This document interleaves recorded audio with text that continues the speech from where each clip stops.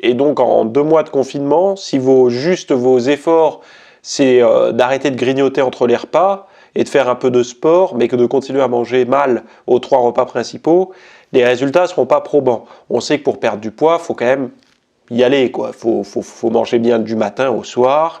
Bien veut pas dire souffrir, hein, mais de manger mieux, quoi. Voilà, mieux.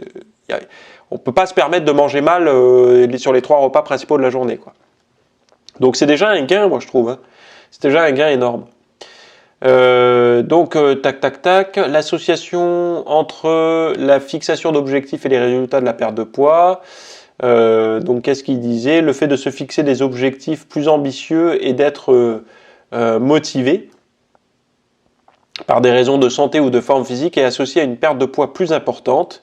Des essais contrôlés randomisés sur la fixation de ces types d'objectifs sont nécessaires pour confirmer la causalité.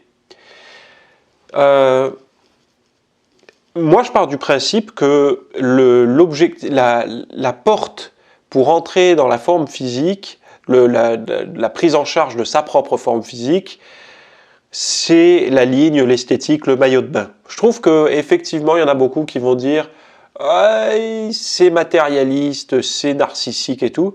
Ouais, mais c'est pas grave.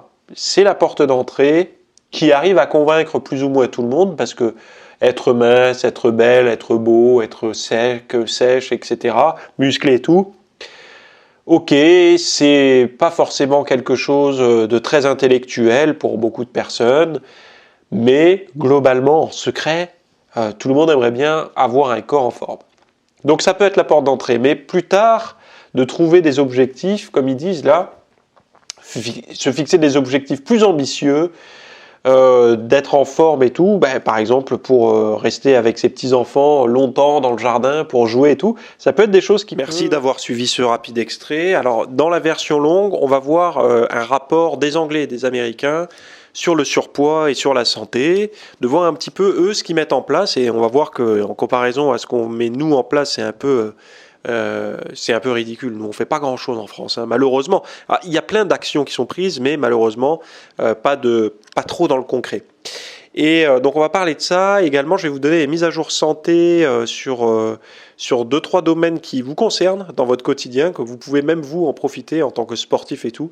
Donc voilà, c'est une petite j'ai appelé ça mise à jour santé pour le sportif.